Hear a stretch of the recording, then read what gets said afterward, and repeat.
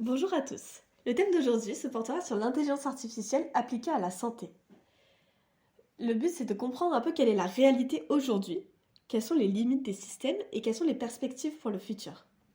Je vais rentrer dans quelques points techniques, mais l'idée c'est surtout de vous donner un goût aux enjeux éthiques qui sont soulevés par l'intelligence artificielle, et ils sont très nombreux. Peut-être qu'à la fin de cette présentation, vous aurez plus de clés en main pour avoir un recul critique sur ce qu'on appelle intelligence artificielle, et sur les moyens de développer une intelligence artificielle qui soit efficace, mais surtout responsable. Alors, qu'est-ce que l'intelligence artificielle? Le terme intelligence est peut-être pas le plus adapté, parce qu'en français, intelligence c'est relié à une conscience, et ça donne une dimension un peu effrayante. Le terme, cependant, il vient de l'anglais, et en anglais, intelligence, ça témoigne plutôt d'une qualité à gérer des informations. Par exemple, CIA, c'est la Central Intelligence Agency, et cela n'évoque pas une personne morale. Le principe de l'intelligence artificielle, c'est que c'est un apprentissage par l'exemple. Alors qu'une approche plutôt par compréhension, ça consiste à donner des données génétiques d'un patient et à essayer de comprendre à partir des données génétiques qu'est-ce qui va avoir un lien avec le développement d'une maladie, en intelligence artificielle, on donne à la machine à la fois les données génétiques, mais aussi les données de qui a développer ou non une maladie, et ensuite on laisse l'algorithme s'optimiser tout seul. Et ce sera à lui de comprendre, sans qu'on l'ait guidé, qu'est-ce qui avait un lien entre les données génétiques d'entrée et la maladie de sortie. Lui, il va essayer de maximiser sa performance, c'est-à-dire la justesse de la prédiction, à partir de tout ce qu'on lui donne. Le processus, il est itératif, et il implique un très grand nombre de patients. Une fois que l'algorithme est optimisé et qu'il est satisfait de sa prédiction, on dit qu'il est entraîné. Attention, il ne s'agit pas juste de stockage en mémoire. Le jour où l'algorithme rencontre un nouveau patient, il n'a plus accès à ces patients sur lesquels il a été entraîné. Il s'est donc performé sur des situations qu'il n'a jamais vues. Pourquoi? Parce qu'il a compris des choses dans les gènes d'entrée qu'on lui avait donnés qui peuvent ou non avoir un lien avec le développement d'une maladie. Et donc, quand il voit des nouveaux gènes, il va en déduire quelque chose sur la maladie du patient. Cependant, ce n'est pas la même compréhension que celle d'un humain. Souvent, on a tendance à croire que l'algorithme comprend la même chose que nous. Mais non, c'est rarement, voire jamais le cas. La compréhension de l'algorithme est très différente de la nôtre. Alors on entend les mots intelligence artificielle de partout. Pourquoi maintenant? Parce qu'il y a certainement un phénomène de mode, mais aussi on a plus de données qui sont disponibles, des compétences qui s'améliorent, et des puissances de calcul qui deviennent de plus en plus importantes. Et donc, il y a des budgets qui sont mis en œuvre et qui permettent le développement de ce secteur.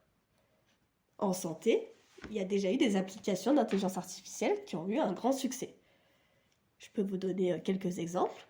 Déjà, pour le diagnostic, on peut avoir un diagnostic rapide et précoce et automatique.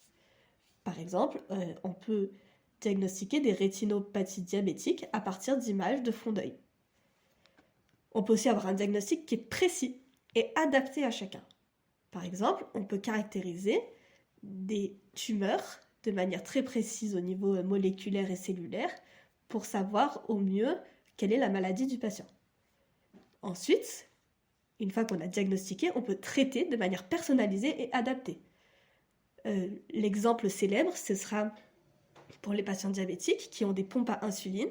On va introduire de l'intelligence artificielle où on aura des données nombreuses sur le patient qui permet qu'on ait une administration d'insuline qui est particulièrement précise et adaptée au patient.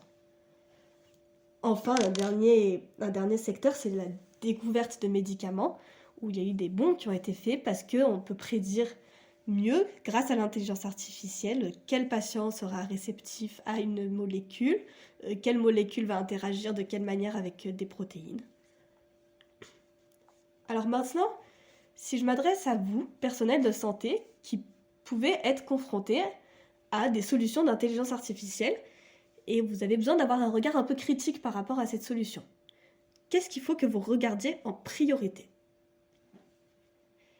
Il y a un proverbe en informatique qui s'appelle « garbage in, garbage out ».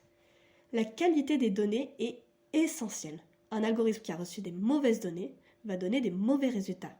Parce que l'intelligence artificielle, c'est rien d'autre qu'une compréhension de données d'entrée.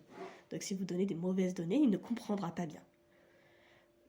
Cependant, les données, elles ne sont jamais parfaites parce que c'est la réalité du monde, hein, et cela peut donner lieu à des problèmes importants.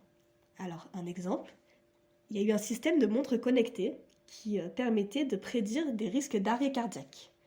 Le problème, c'est que ces montres étaient mal calibrées et elles ont commencé à prédire des arrêts cardiaques à tort et à travers. Et quand bien même les données sont ajustées, elles ne sont jamais complètes. Les données ADN, par exemple, les séquences d'ADN, elles comportent toujours des lacunes. Donc il faut qu'on fasse avec. On fait avec des données qui sont peut-être moins bonnes que ce qu'elles devraient être. Enfin, le problème dont on parle souvent en intelligence artificielle, c'est les biais. Donc les données, elles ont des biais à l'intérieur, c'est-à-dire que on est limité à ce que les données contiennent. Et notamment, on va rarement avoir une représentation parfaite de la population mondiale dans les données qu'on donne à un algorithme. Il y a eu des algorithmes qui prédisaient des mélanomes cutanés de manière très précise, mais que sur les peaux blanches. Et le jour où on a donné une peau noire à l'algorithme, il n'a pas été capable de comprendre qu'il y avait un mélanome. Donc vraiment, l'idée c'est que les données qui sont données en entrée à l'algorithme doivent être le plus exhaustives possible. Une fois qu'on a récolté les données, vous donc, en tant que professionnel de santé, on vous donne un algorithme qui a été optimisé, donc qui a a priori un très bon critère de performance, puisqu'il a été optimisé pour maximiser son critère de performance, et vous avez les résultats de l'algorithme. Et là, vous êtes un peu coincé parce que vous ne comprenez pas quelles sont les règles de décision de l'algorithme. Pourquoi est-ce qu'il vous donne ce résultat ? On ne sait pas quel critère a été important pour lui, pour l'algorithme. Qu'est-ce qu'il a regardé en priorité parmi les données génétiques du patient pour pouvoir prédire qu'il y avait une maladie. Vous ne savez pas quels exemples ont été utiles pour l'algorithme parmi tous les patients qu'il a vus pour vous donner aujourd'hui le résultat qu'il vous donne. Un exemple, c'est un algorithme qui avait été développé qui indiquait si un patient devait être hospitalisé ou rentrer chez lui. Quand le patient avait une pneumonie, on disait qu'il était hospitalisé. Quand il avait une pneumonie et de l'asthme, l'algorithme disait que le patient pouvait rentrer chez lui en toute sécurité. Pourtant, l'asthme, c'est un facteur aggravant, donc il ne devrait pas pouvoir rentrer chez lui en sécurité. Alors, on a essayé de comprendre pourquoi il y avait ces prédictions erronées, et on s'est rendu compte que dans les données patients qu'on avait données à l'algorithme au moment de son entraînement, les patients qui avaient eu de l'asthme avaient été très bien pris en charge, et donc l'algorithme en avait déduit que l'asthme était un facteur qui diminuait la gravité de la pneumonie. Donc, ce que je veux dire ici, et qui rejoint ce que je vous ai dit tout à l'heure, c'est que la compréhension de l'algorithme est différente. Et s'il y a des biais dans les données d'entrée, il prend ces biais et il en fait une prédiction qui peut être erronée. Mais alors, si la machine est en désaccord avec le médecin ou l'utilisateur de la machine de manière générale, il y a une question du coup de responsabilité. Qui a le dernier mot ? Est-ce qu'on dit que c'est le médecin ? Pourquoi pas ? Mais est-ce que le but, c'est pas aussi que la machine soit capable de comprendre des choses qui vont au-delà de la compréhension d'un être humain ? Donc, c'est difficile de savoir qui tranche. Enfin, donc, pour votre conduite de projet, une fois que l'algorithme a été développé, il y a un aspect qui est peu pris en compte, c'est le suivi de cet algorithme. Une fois lancé, est-ce qu'il y a une possibilité de stopper une application dangereuse ? De plus, un système informatique, il est voué à connaître des mises à jour, à être dynamique, à s'améliorer. Et dans ce cas-là, est-ce qu'on va bien suivre que les mises à jour ne sont pas dangereuses ? Aujourd'hui, la conduite d'un projet en informatique, elle est faite un peu de tête baissée. C'est-à-dire, on a en tête des opportunités, on réfléchit pas trop aux risques, on développe, et ensuite, une fois qu'on a développé, on va confronter notre algorithme pour essayer de comprendre où est-ce qu'il peut faire des erreurs. Alors que on pourrait, avant de concevoir l'algorithme, réfléchir à quelles sont les frontières où je veux être sûr que l'algorithme n'ira pas explorer de ce côté-là. Par exemple, si je veux être sûr que mon algorithme ne peut pas recracher plus tard des données patients sur lesquelles il a été entraîné, et ben je peux spécifiquement construire un algorithme en ayant cette contrainte-là, c'est-à-dire qu'ils ne puissent pas redonner des données patients telles quelles. Alors maintenant, je vous propose d'élargir le point de vue et voir des conséquences plus globales de l'intelligence artificielle sur la santé et sur la société. Je voudrais qu'on s'intéresse à des conséquences du coup sociales, mais aussi éthiques de l'intelligence artificielle. Alors aujourd'hui, il y a eu beaucoup de preuves de concept qui ont été développées. Certaines sont utilisées dans des hôpitaux un peu de manière isolée, mais il n'y a pas de consensus, il n'y a pas de système généralisé qui soit utilisé de manière à grande échelle. Et on va essayer de comprendre pourquoi. Pourquoi est-ce qu'il y a des freins qui font qu'aujourd'hui l'intelligence artificielle n'est pas développée à grande échelle dans la santé. Déjà, l'intelligence artificielle, elle fait intervenir des acteurs qui sont très différents et qui n'ont pas l'habitude de travailler ensemble. D'un côté, il y a des cliniciens qui sont méfiants parce qu'ils ont un système qu'ils ne comprennent pas forcément. De l'autre, des informaticiens qui déploient des choses mais qui ne comprennent pas les enjeux cliniques et humains de leurs travaux parce qu'ils n'ont pas une connaissance du terrain. De plus, le système de santé connaît des réglementations très lourdes, et c'est bien, mais qui ne sont pas forcément adaptées à des systèmes informatiques. Là, je vous donne l'exemple très connu de l'étude clinique. Donc une étude clinique, ça dure rarement moins d'1 ou 2 ans. Mais dans le monde de l'informatique, 1 ou 2 ans, c'est beaucoup. En 1 ou 2 ans, vous pouvez avoir des avancées majeures qui font que les performances de votre système, elles sont obsolètes. Elles sont mauvaises, elles sont plus du tout de la qualité de l'état de l'art. Par exemple, si vous avez un ChatGPT ou un Deepface qui sort, et ben, votre algorithme, il est périmé. Et de plus, la réglementation, elle est statique. Donc, on va mettre une réglementation sur un algorithme à un instant T, sans prendre en compte que, comme je vous disais tout à l'heure, l'algorithme, il est voué à avoir des mises à jour, à avoir des corrections de bugs, il va se développer. Et est-ce qu'on refait une étude clinique pour toutes les mises à jour ? Alors, il y a quand même des réflexions qui sont en cours par l'Union européenne, notamment, qui sort des projets de loi intelligence artificielle, notamment en santé. C'est important qu'on trouve un compromis qui ne freine pas la recherche, mais qui en même temps offre le cadre légal qui est quand même nécessaire. Enfin, j'évoque un dernier frein à la généralisation de l'intelligence artificielle, c'est qu'il y a l'intervention d'acteurs privés très puissants qui jusque-là n'intervenaient pas en santé, notamment Google, DeepMind, Facebook. Ces acteurs-là, on ne sait pas encore comment les faire interagir avec des systèmes publics de santé. Est-ce qu'on leur donne accès aux données de santé qui sont confidentielles ?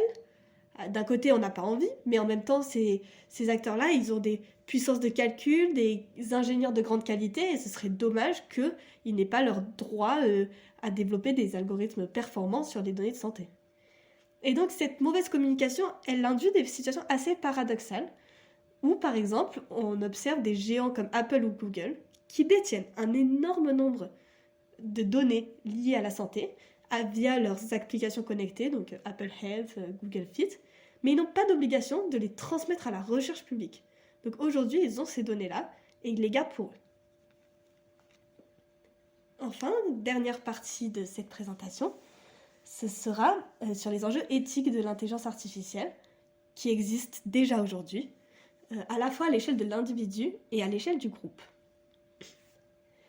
Donc, je pense qu'à la sortie des premiers systèmes d'intelligence artificielle, il y avait un idéal philosophique qui était de diriger le patient vers plus d'autonomie et de liberté individuelle. On imaginait un monde de demain où l'individu possède toutes les informations sur sa santé, il connaît l'impact de chacune de ses décisions au quotidien. Il devient extrêmement responsabilisé, ça devient un acteur de sa propre santé, et il est donc plus libre. Cependant, la réalité, elle est tout autre. Aujourd'hui, il y a une dualité qui s'est créée entre, on appelle le moi réel, qui est donc ma personne, et le moi numérique, qui est ma représentation numérique. Et cette dualité, elle peut être presque schizophrène. D'un côté, on peut avoir un moi réel qui se sent en très bonne santé, mais son application connectée ou le système de santé lui dit « Ah, mais tu n'es pas en bonne santé », alors même que lui se sent en très bonne santé. À l'inverse, on imagine un moi numérique qui dit que tout va bien, alors que moi, je me sens fatiguée, je me sens moins bien que d'habitude, et pour autant, c'est pas aligné avec ce que je vois dans mon moi numérique. Et c'est étrange, parce que le moi réel, c'est moi. Moi, j'ai une réalité physique, je reçois des informations de mon propre corps, je suis sûre de ce que je ressens. En revanche, le moi numérique, je ne sais pas d'où viennent les informations qu'il me donne.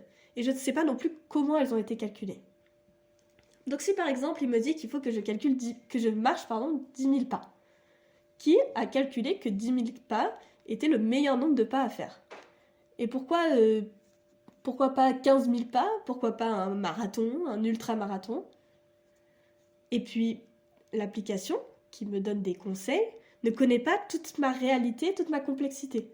Par exemple, si elle me dit de faire du sport et que la personne est une mère de 3 enfants qui travaille, elle n'a peut-être pas le temps d'aller à la salle. Si elle me demande d'acheter des produits de bonne qualité, eh ben peut-être qu'un étudiant n'aura pas le budget d'acheter des légumes tous les jours.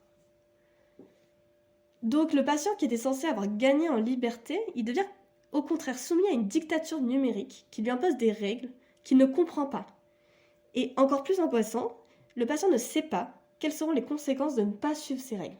Et donc, il y a une grande anxiété qui se crée de ne pas savoir s'il doit ou non écouter la machine. Et donc, on se pose cette question un peu philosophique, est-ce que le fait d'être mieux décrit permet d'être plus heureux? Mais aujourd'hui, en tout cas, on n'a pas vraiment le choix de refuser de se faire décrire, de refuser de se faire enregistrer. On n'a pas le choix de refuser de se faire diagnostiquer par une machine, par exemple.